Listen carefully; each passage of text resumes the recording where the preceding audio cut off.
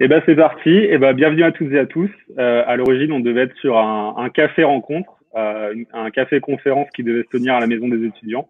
Et puis bon bah comme l'actualité est pas propice, on a dû se retourner sur plutôt une web conférence. Donc on aurait préféré être avec vous en physique ce matin pour échanger, mais du coup on va essayer de le faire directement sur cette visioconférence.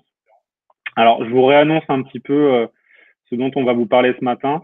Déjà, on va se présenter brièvement. Ce qu'on va aussi vous demander, si vous le pouvez, c'est de vous présenter dans le chat. On aura un temps d'échange à la fin. Mais je pense que ça peut être intéressant que vous puissiez vous présenter dans le chat, donc votre prénom.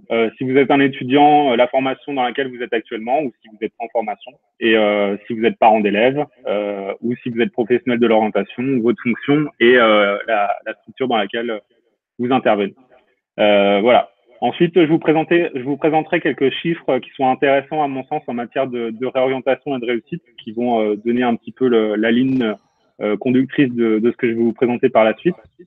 Ma collègue aussi, Nathalie, pardon, vous présentera les besoins et les solutions en matière de réorientation, et je pense que c'est aussi ce qui vous intéresse, de voir ce qui existe en termes de solutions à partir de janvier, soit en termes d'accompagnement individuel, soit en termes d'accompagnement collectif. Je vous présenterai ce que nous on propose au sein de la formation de parenthèse utile. Et puis on aura voilà le plaisir d'accueillir Océane, qui est une étudiante qui s'est réorientée pour qu'elle puisse nous parler un petit peu de son expérience et voilà que vous puissiez avoir le retour d'une étudiante, parce que des fois c'est bien de parler de pair à pair. Et puis enfin, bah, ce sera la parole à vous pour une session de questions si vous en avez. Donc voilà. Donc bah écoutez, je vous laisse voilà bah, vous présenter dans le chat comme Sandra, c'est sympa. Me concernant, donc je suis Romain Demerrier, je suis un ancien enseignant de lycée en sciences économiques et sociales, où j'ai accompagné des jeunes à préparer leur bac, mais surtout à accompagner des étudiants, des jeunes, pardon, des bacheliers sur leur projet professionnel en terminale, donc à faire les choix Parcoursup, donc à l'époque c'était post-bac, etc. Aujourd'hui, je suis intervenant en PPP, donc je ne sais pas si certains sont en université. Donc, c'est projets professionnels et personnels où j'accompagne des étudiants de niveau troisième et cinquième année à définir leur projet professionnel. Et puis, je suis également président de l'école parenthèse utile que je vous présenterai par la suite. Donc voilà, je laisse la parole à ma collègue Nathalie pour qu'elle puisse vous dire qui elle est. Bonjour, alors moi je suis très heureuse de partager ce petit déj orientation avec vous ce matin. Moi je m'appelle Nathalie Aubert, je suis psychologue spécialisée dans le conseil en orientation scolaire et professionnelle. Je travaille pour un centre d'information et d'orientation. Je travaille également dans un lycée et au centre d'information et d'orientation ainsi qu'au lycée, j'accompagne des jeunes entre 12 et 25 ans pour les accompagner dans leur questionnement et leur démarche par rapport à leur orientation. J'interviens donc au sein de l'école parenthèse utile en tant que bénévole.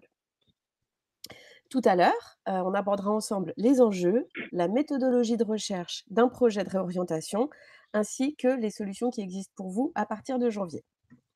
À tout à l'heure. Et donc à toi, Océane, mais l'idée c'est de teaser sans trop en dire.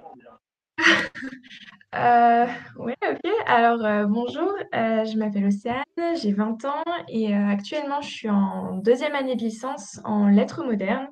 Et du coup, ben, forcément, j'ai fait la formation, enfin, j'ai fait un...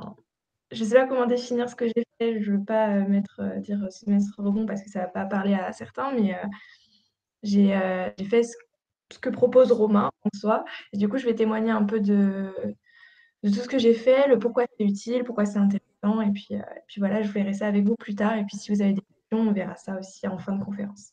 Et puis nous parler ouais, de comment tu as vécu ta réorientation aussi. Exactement.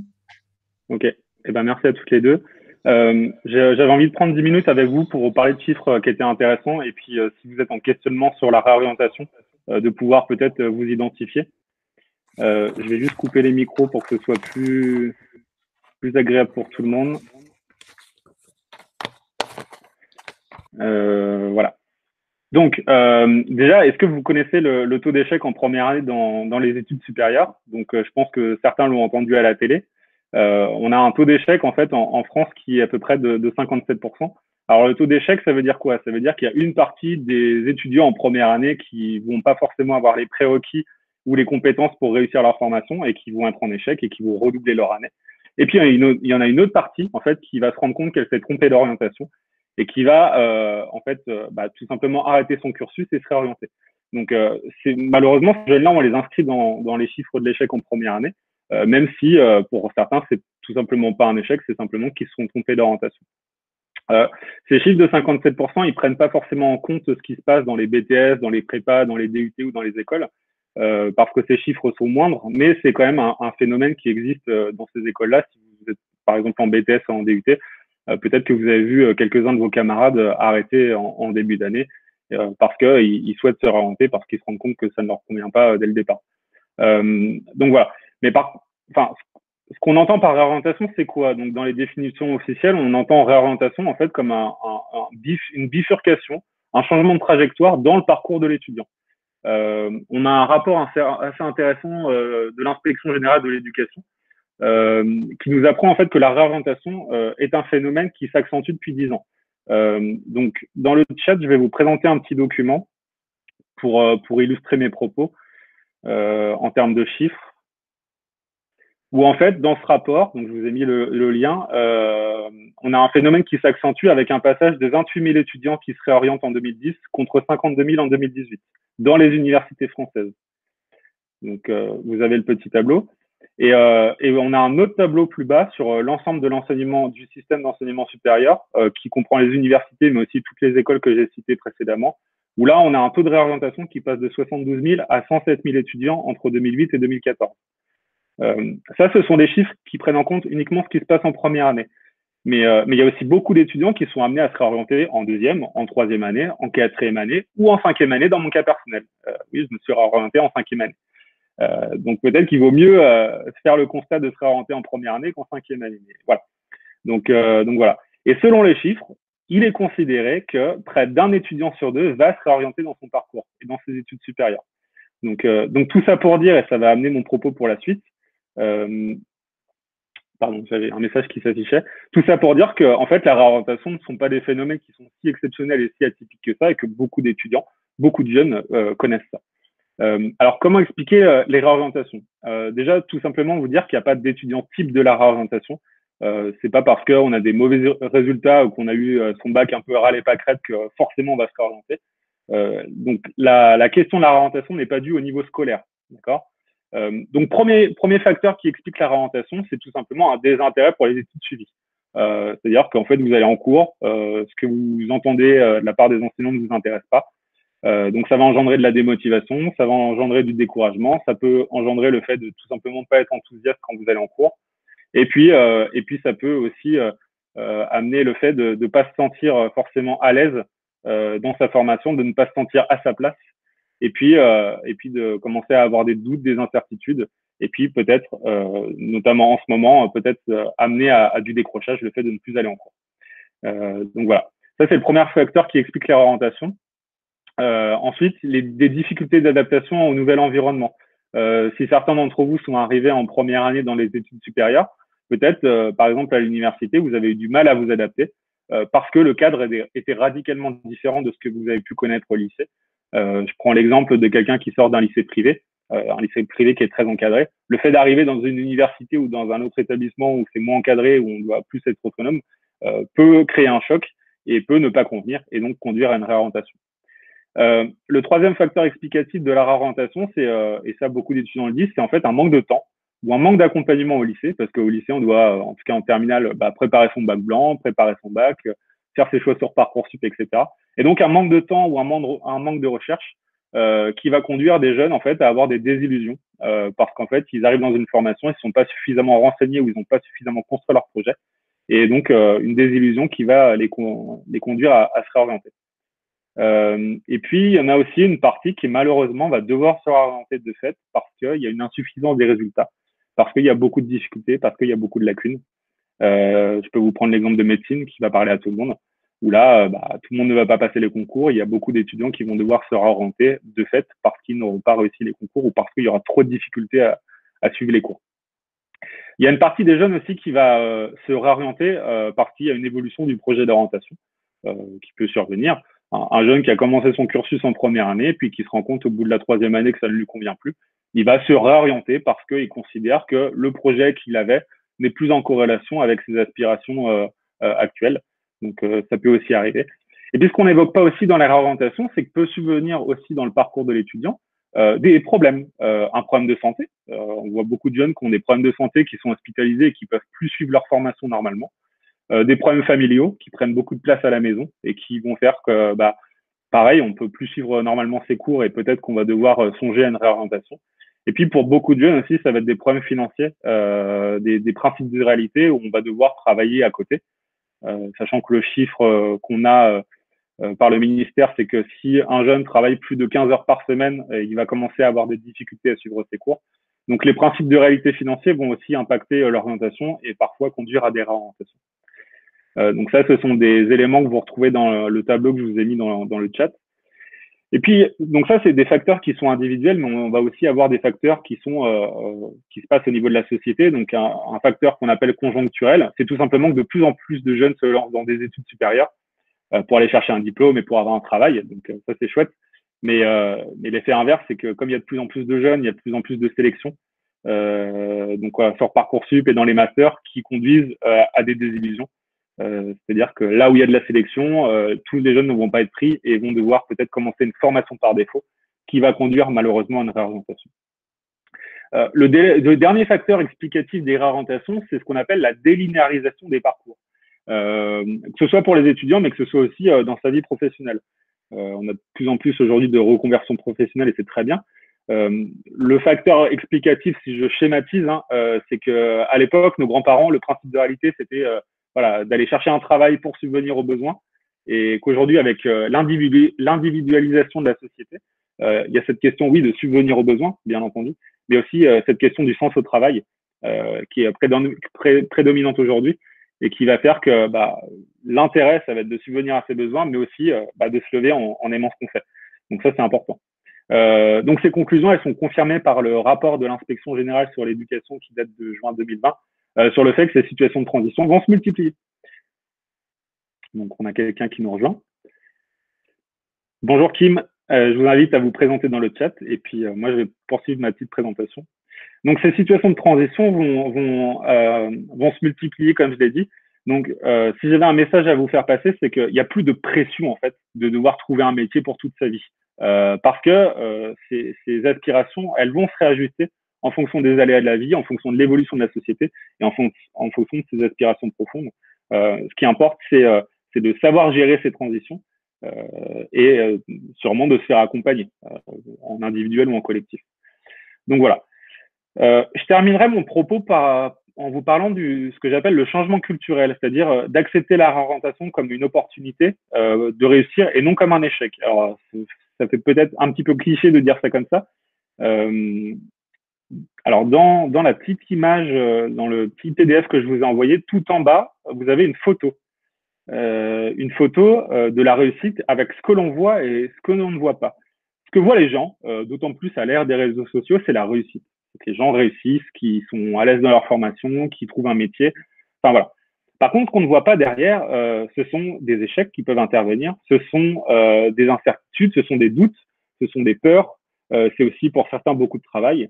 Ça peut être de la solitude, enfin ça peut être plein de choses qui sont définies dans cette image, qui moi me parle beaucoup parce que tous ces éléments, on ne les prend pas en compte, alors qu'ils sont tout aussi importants dans le processus de réorientation.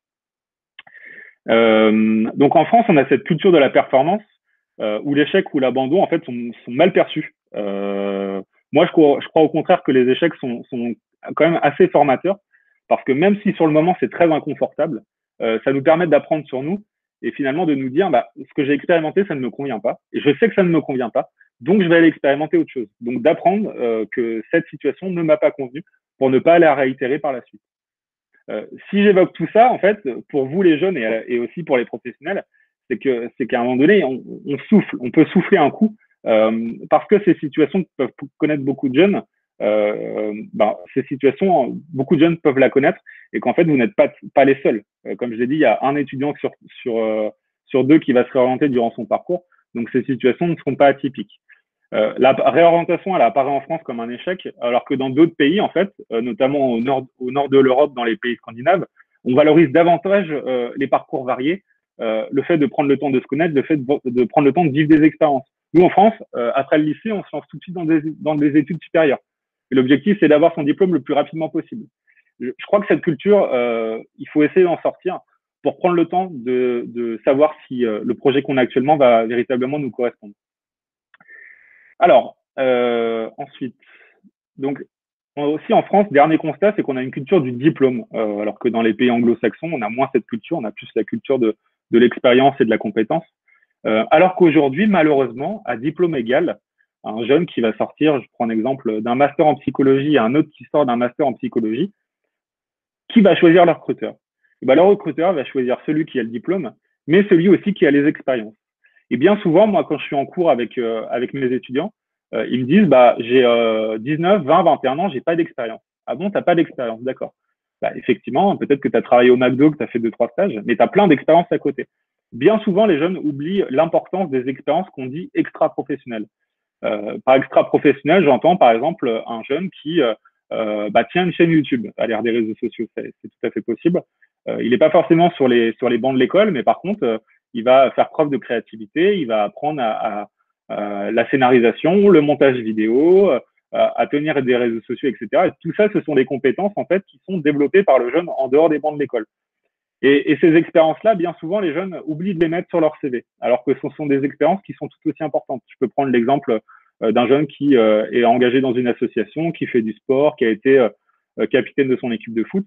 Bien souvent, on néglige ces expériences alors qu'elles en disent beaucoup sur les compétences que le jeune a pu acquérir. Et quand je parle de compétences, ce ne sont pas uniquement des compétences académiques ou professionnelles, ce sont des compétences qui sont très importantes aujourd'hui, ce qu'on appelle des soft skills, des compétences douces ou comportementales. Donc voilà. Donc ne négligez pas ça parce que ça va avoir un vrai plus par rapport à votre diplôme et ça peut aussi constituer une solution à partir de janvier que vous présentera ma collègue. Donc le dernier message que j'ai à vous passer, c'est que vous n'allez pas perdre votre année si c'est une de vos craintes, parce que justement, il existe des solutions, à la fois en accompagnement individuel et en accompagnement collectif. Donc voilà, je vais laisser la parole à ma collègue Nathalie qui va pouvoir vous parler un petit peu de tout ça et puis je reviendrai vous parler de l'école par la suite. Voilà, à tout à l'heure. Je te remets le micro, Nathalie, parce que je crois. Ou... C'est toi il faut que tu remettes ton micro, Nathalie, je crois. Il a été coupé.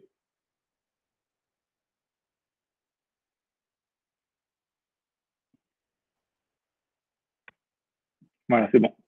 C'est bon. Ok, donc moi je vais effectuer ma présentation en 2 temps. Alors d'abord, je vais parler un peu de la méthodologie, quels sont les enjeux également dans la construction d'un projet d'orientation. Qu'est-ce qu'il faut mettre en perspective dans cette élaboration? Et ensuite, j'aborderai les solutions qui s'offrent à vous à partir de janvier. Alors, quand je préparais mon intervention, je me suis demandé, mais comment je vais parler d'orientation à ces jeunes qui finalement sont déjà passés par des processus d'orientation. Souvenez-vous, à la fin de la 3e, à la fin de la seconde, encore une fois à la fin de la terminale, vous vous êtes déjà penché un peu sur cette question de l'orientation. Mais ceci étant, aujourd'hui, elle peut vous paraître un peu plus nécessaire, un petit peu plus urgente. Pourquoi? Parce que elle vous engage dans un choix d'études qui vous paraît un peu plus vaste et un peu plus inconnu que ce que vous avez connu au lycée, que les parcours qui vous ont été proposés au lycée. On peut donc dire que vous êtes déjà passé par des bifurcations. Certains d'entre vous souhaiteront poursuivre un peu sur les choix, la façon dont vous avez déjà fait des choix, des matières dominantes que vous aviez choisies au lycée, par exemple. Et d'autres vont souhaiter effectuer leur choix de façon différente. Donc voilà comment j'introduis mon propos avec vous aujourd'hui, avec cette idée que vous allez de nouveau passer par un processus de choix, à la fois ressemblant et à la fois différent de ce que vous avez connu. Et vous avez là aujourd'hui la liberté et peut-être aussi davantage le temps par rapport au lycée, d'organiser maintenant votre temps de réflexion. Cette introduction étant faite, j'aimerais revenir avec vous sur le fait d'organiser son temps de réflexion. Pourquoi prendre ce temps? Pourquoi prendre ce temps pour réfléchir, pour élaborer son projet? Parce que c'est vrai que parfois, dans mon bureau, je vois des étudiants qui sont tellement angoissés, qui sont tellement stressés par le poids que représente pour eux cette décision que ils vont s'en remettre à la décision de quelqu'un d'autre. Amis, famille, sans se rendre compte que, bah, vraiment, en fait, vous êtes des acteurs essentiels dans cette prise de décision. Peut-être que vous faites partie de cette catégorie d'étudiants, qui ne sait pas trop ce qu'il veut faire, qui change rapidement d'idée. Cette situation, voilà, rassurez-vous, est des plus courantes. Ce qui montre bien que, le projet d'orientation, c'est pas quelque chose qui est donné d'avance. Il y a parfois un peu ce fantasme, que c'est un peu, bah, voilà, ce serait comme un espèce de coup de foudre, hein, voilà, on croise, on croise une profession et puis il y a un espèce de coup de cœur et puis d'un coup, voilà, c'est clair, c'est cette profession, c'est ces études, c'est moi, ça match tout de suite parfaitement et voilà, c'est idéal. Non, ça c'est rare que ça se passe comme ça, hein, un projet d'orientation, ça se construit et ça s'élabore. Donc à quoi ça sert de prendre ce temps pour réfléchir et pour élaborer? Et ben, c'est pour donner du sens, pour marquer des étapes, pour se voir évoluer, pour se voir grandir. Quand on prend le temps de la réflexion, heu, on acquiert toujours de la maturité, de l'indépendance. Et en fait, nous, c'est aussi pour ça qu'on est là, c'est parce qu'on veut vous accompagner dans cette prise d'indépendance. On veut voilà, vous accompagner, vous accueillir au sein de cette société, du futur vivre ensemble.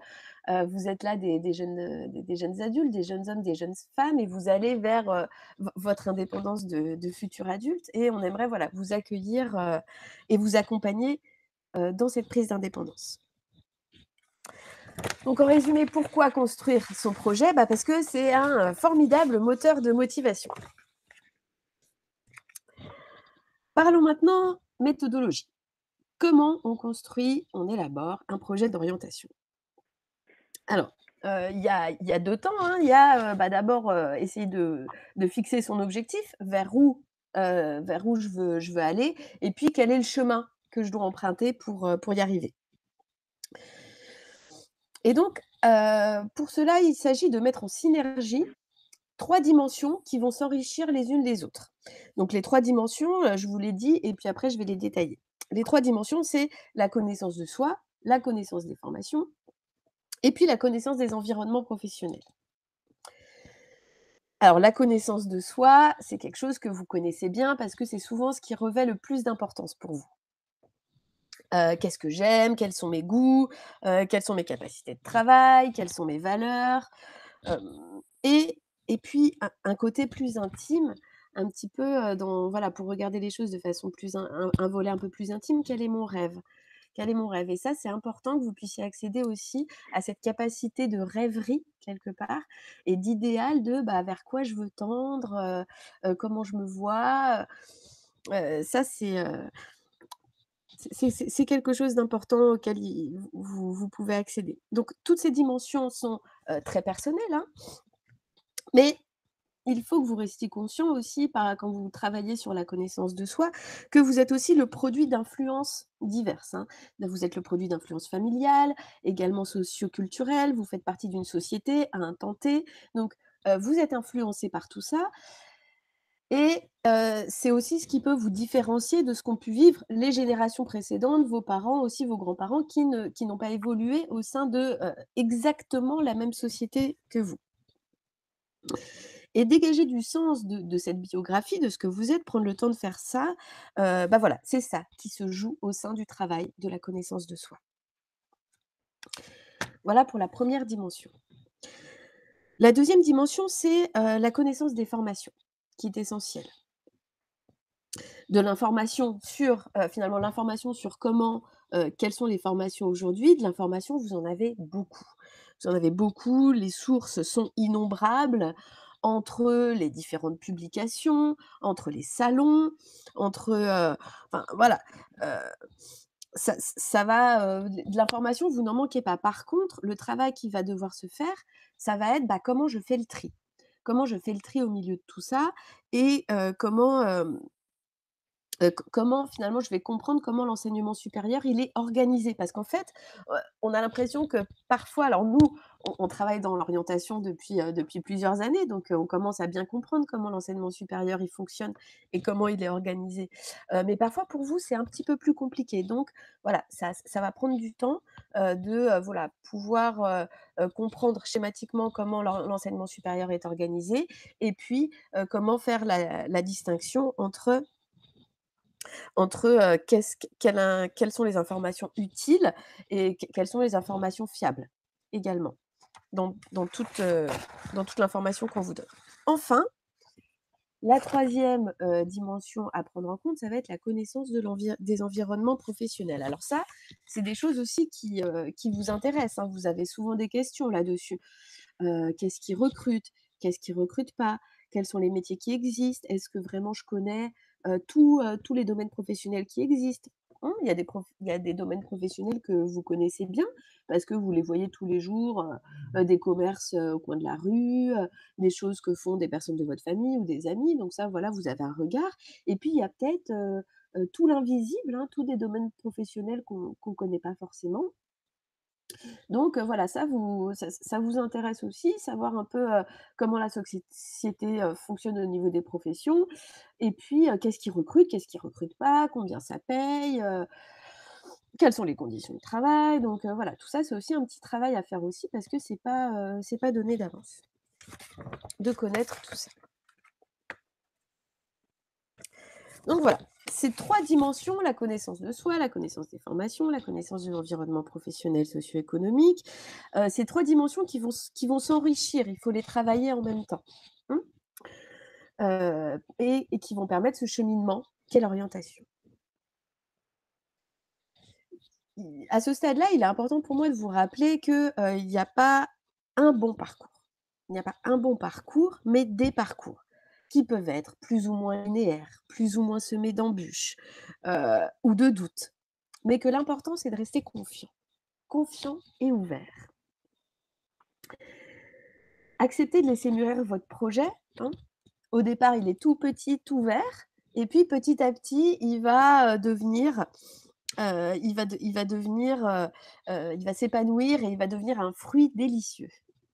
Et cet épanouissement, ça va se faire dans vos recherches, mais également, avec vos échanges avec les autres.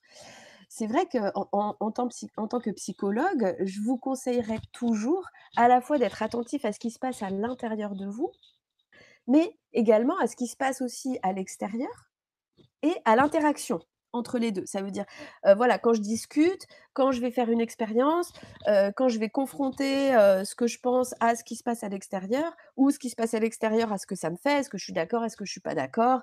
Il faut c'est important, d'en tenir compte, d'en être conscient et puis d'en discuter, d'échanger, hein. La connaissance de soi, ça se fait pas en miroir seulement avec soi-même. Hein, souvenez-vous l'histoire de Narcisse, hein, qui se perd dans la contemplation de soi-même. C'est pas ça l'idée. L'idée, c'est, d'aussi d'échanger avec les autres et ça, je vous le conseillerais toujours. Ça rendra vivant votre projet. C'est souvent du dialogue et des échanges que naît l'idée qui va vous mener au projet et puis, pour le plaisir de discuter aussi, hein. J'en ai terminé avec la première partie de ma présentation et maintenant je vais passer à la deuxième partie qui est, de vous présenter les lieux d'accueil aujourd'hui, en France qui pourront, vous aider, vous accueillir pour travailler votre projet, que vous puissiez aussi situer l'école parenthèse utile, au milieu de ces lieux d'accueil et aussi, les solutions qui s'offrent à vous à partir de janvier. Donc les lieux d'accueil, pour vous accompagner, pour travailler votre projet de réorientation, il y a des lieux d'accueil qui vont être publics et des lieux d'accueil qui vont être privés. Les lieux d'accueil qui sont publics, tout d'abord, ça va être au sein de votre formation. Si vous êtes déjà, inscrit au sein d'une formation, par exemple à l'université ou dans des écoles, il y a souvent, des pôles orientation au sein de votre université, par exemple, qui peuvent vous accompagner. Hors de votre formation, il y a ce qu'on appelle les centres d'information et d'orientation. Donc là, les centres d'information et d'orientation vont vous proposer un accompagnement individuel pour votre projet. Il y a également un centre d'information et d'orientation spécialisé dans l'international qui s'appelle le C2I et qui se situe à Croix-Rousse.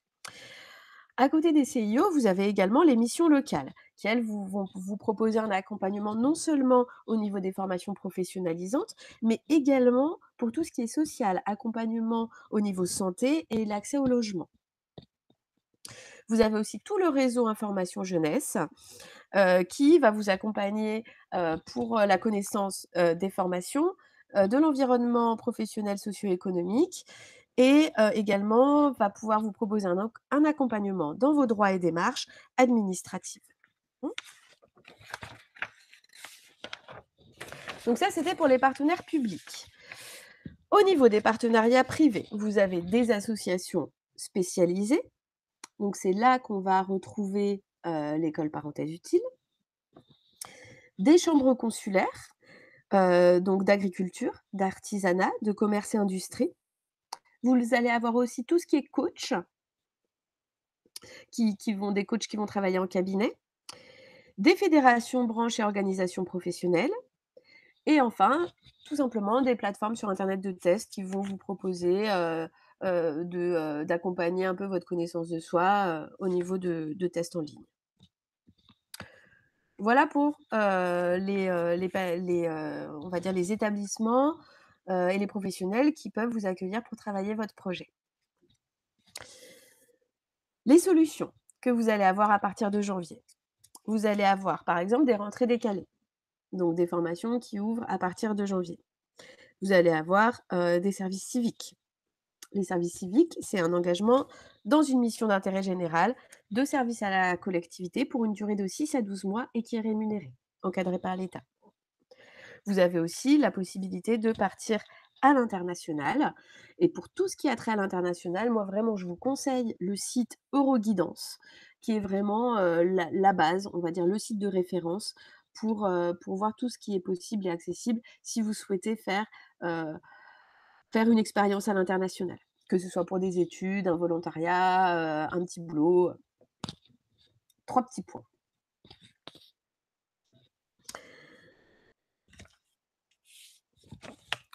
Pour conclure, apprendre à se connaître, construire son projet d'orientation, ça prend du temps, c'est difficile, mais n'oubliez pas aussi que c'est un grand plaisir de prendre ce temps de travailler. Voilà. Je vous remercie pour votre écoute.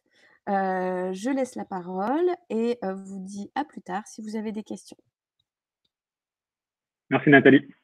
Avant de passer au témoignage d'Océane, je vais juste revenir sur les solutions qu'a évoquées Nathalie. Donc peut-être, je vous les ai mis dans le chat parce que c'est vrai qu'il y avait beaucoup de choses. Donc je vous ai remis dans le chat. Comme ça, si vous avez des questions, vous pourrez nous les poser à la fin. Peut-être sur les rentrées décalées, j'ajouterai le stage volontaire. Vous avez la possibilité de faire un stage volontaire si vous êtes en formation actuellement, si vous avez une idée de projet justement pour la confronter et faire un stage de découverte en entreprise pour vraiment confirmer ou infirmer votre choix. Donc, je vous ai mis ces informations dans le chat et on pourra en parler par la suite.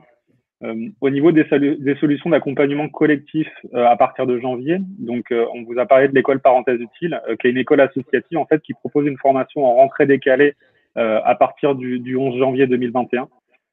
Donc en fait c'est une formation de 24 heures par semaine de janvier jusqu'à fin avril avec un stage à la fin.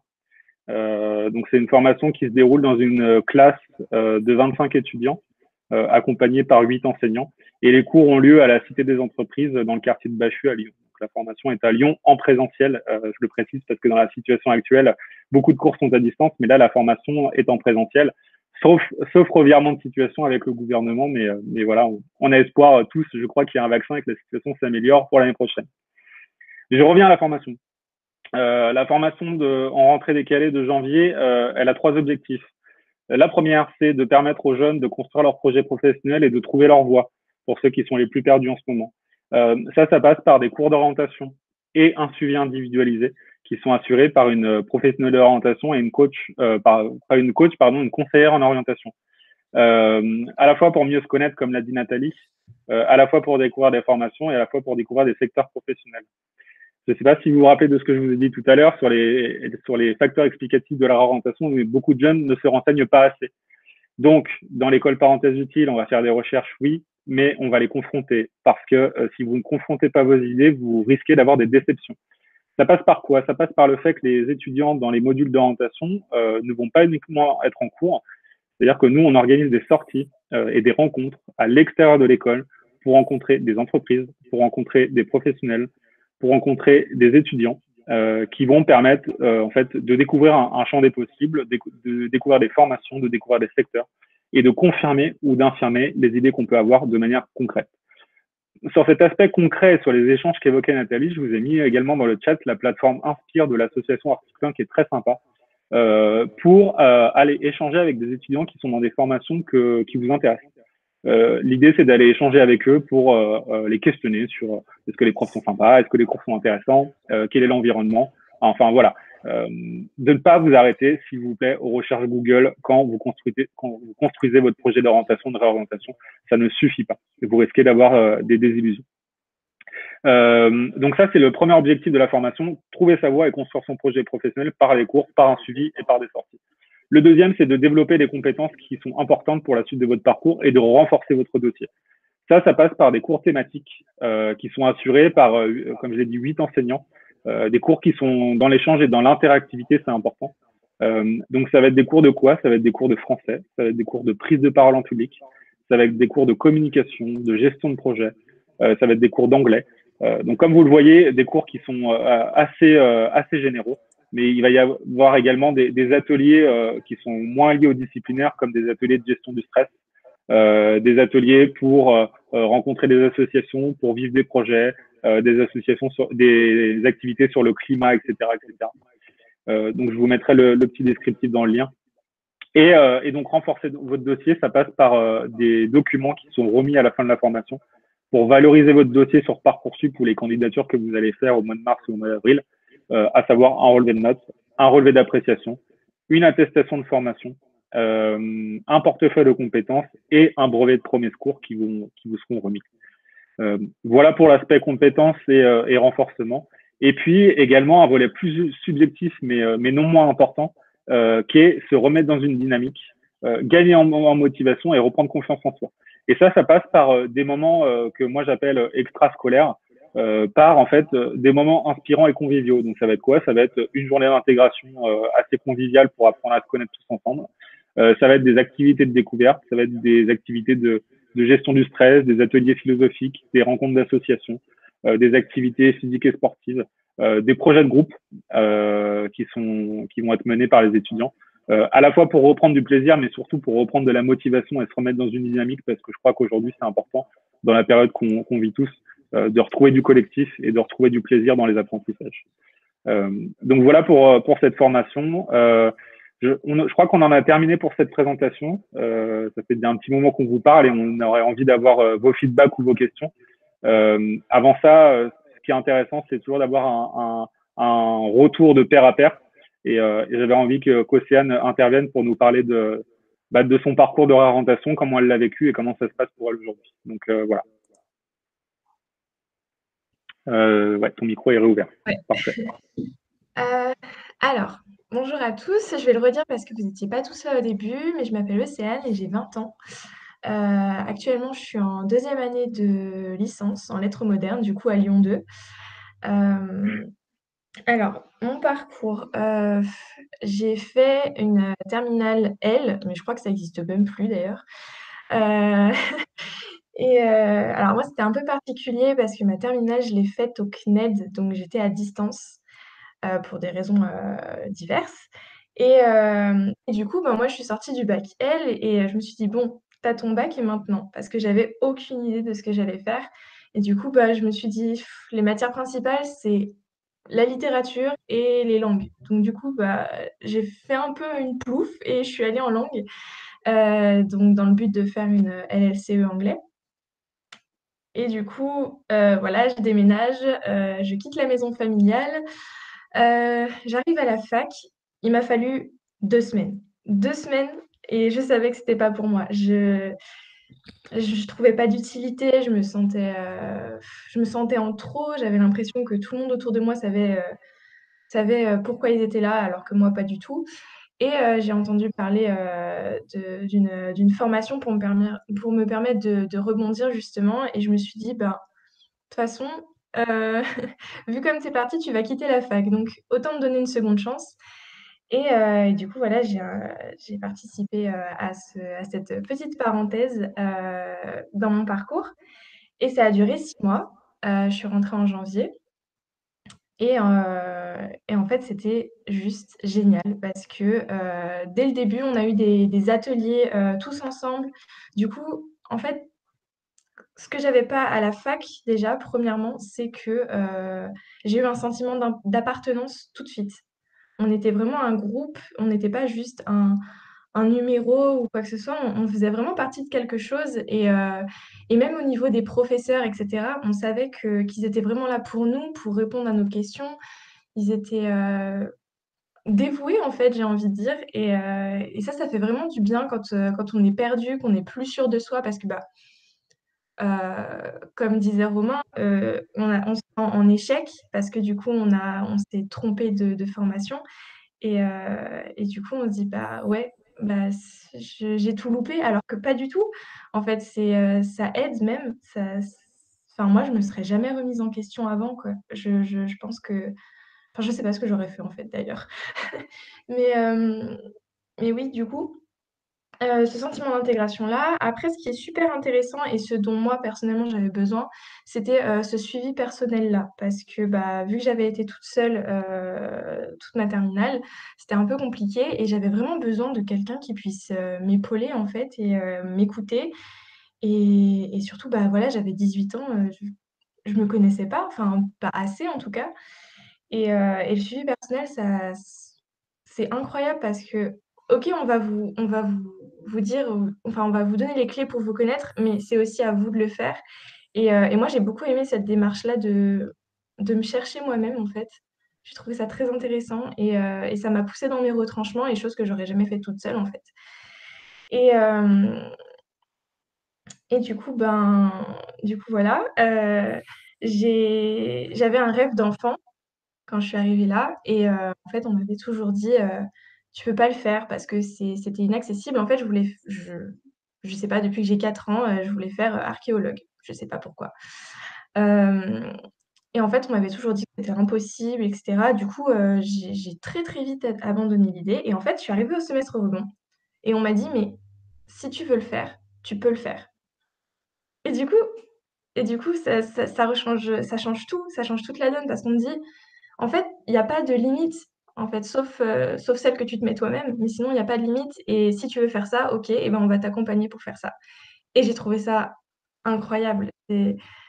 Oui, bah, oui, enfin, personne, même dans mon entourage, on m'aurait pas encouragée à faire ça, en fait.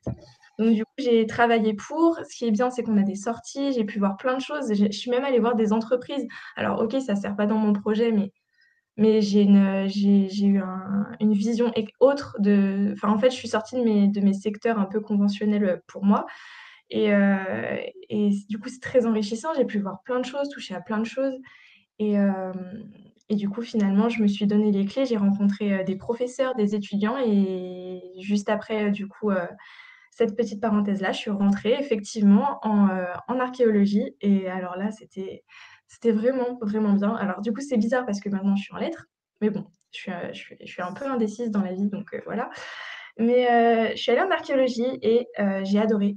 J'ai adoré, et après je me suis rendu compte sur le coup que du coup c'était, même si j'adorais toujours ça, c'était peut-être pas fait pour moi, et que je pouvais pas me voir dans un métier, comme ça. Mais ce qui est bien, c'est que j'ai eu le déclic à la fin de mon année, que j'ai eu, yes, heu, de me dire: «OK, heu, c'était cool, mais c'est pas pour toi».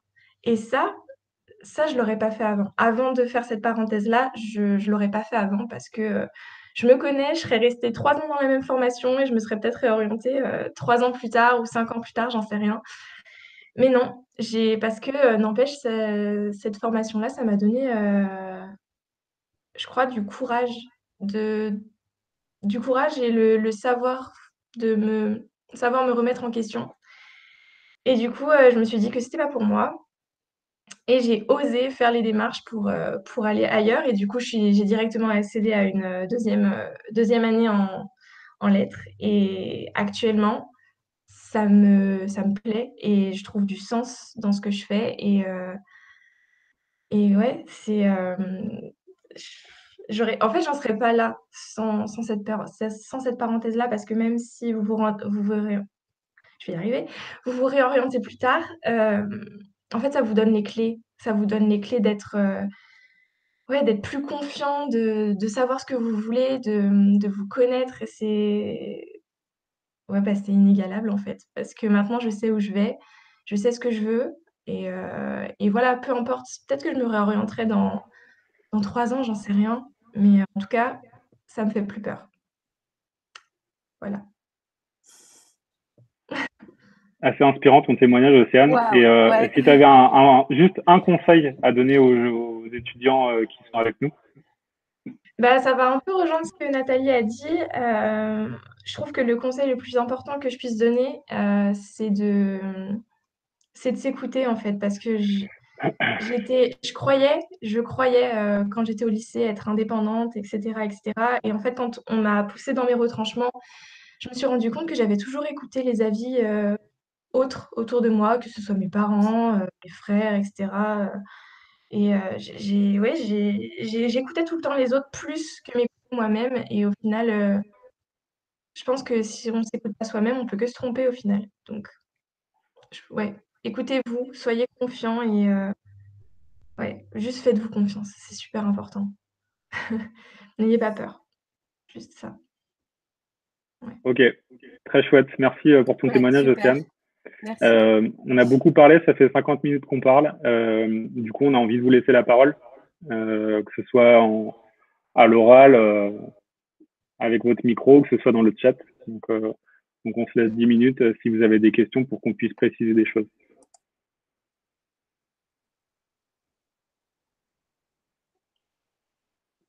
Ou pas.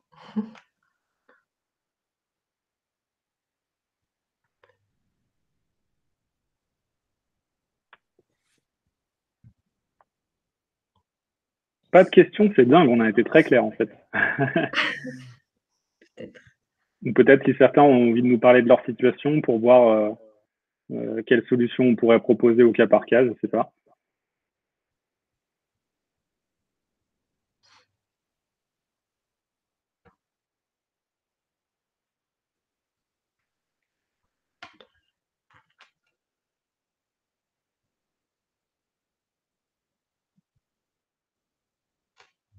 Bon, j'ai l'impression qu'il y a pas plus de questions que ça. Donc, ce que je vous invite à faire, ça peut être sympa pour nous, c'est de mettre un petit mot dans le chat sur ce que vous avez pensé de cette matinée ensemble, de ce petit café, ce avec quoi vous repartez de cette conférence. Et sachez qu'on reste à votre disposition si jamais vous avez des questions ou si vous souhaitez qu'on vous passe un petit coup de fil en fait pour vous aider au cas par cas par rapport à votre situation pour essayer de trouver la solution la plus adéquate pour vous. Donc voilà, je vous invite, voilà, ce serait sympa de nous mettre un petit mot en disant ce avec quoi vous repartez et de nous solliciter par mail si vous avez besoin de conseils. Voilà. Eh ben écoutez, on vous laisse quelques minutes pour mettre un mot et on vous souhaite une excellente journée, un bon week-end et de bonnes fêtes qui arrivent prochainement. Bonne journée. Salut.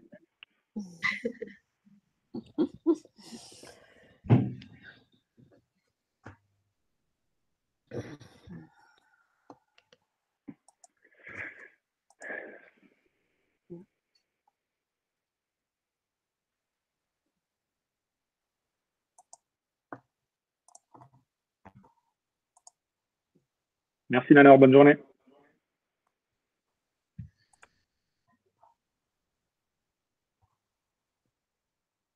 Au revoir, Nanor. Merci.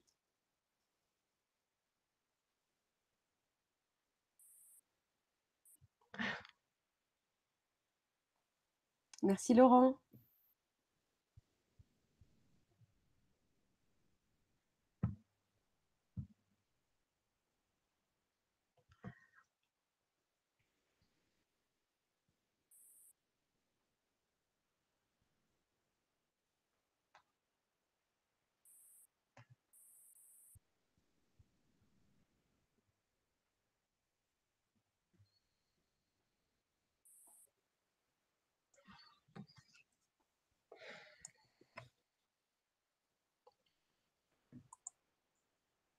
Ça marche, Hippolyte.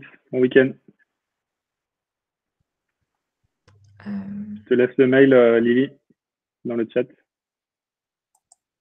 Et puis, si jamais tu souhaites qu'on échange de vive voix par téléphone, je te laisse me mettre, ou plutôt je vais mettre le numéro dans le chat.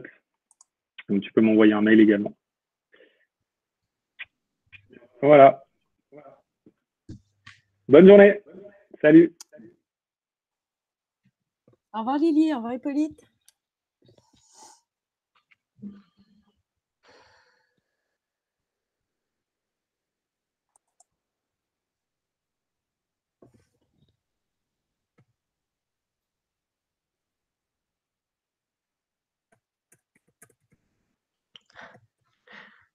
Hop. Alors, je vais juste terminer l'enregistrement.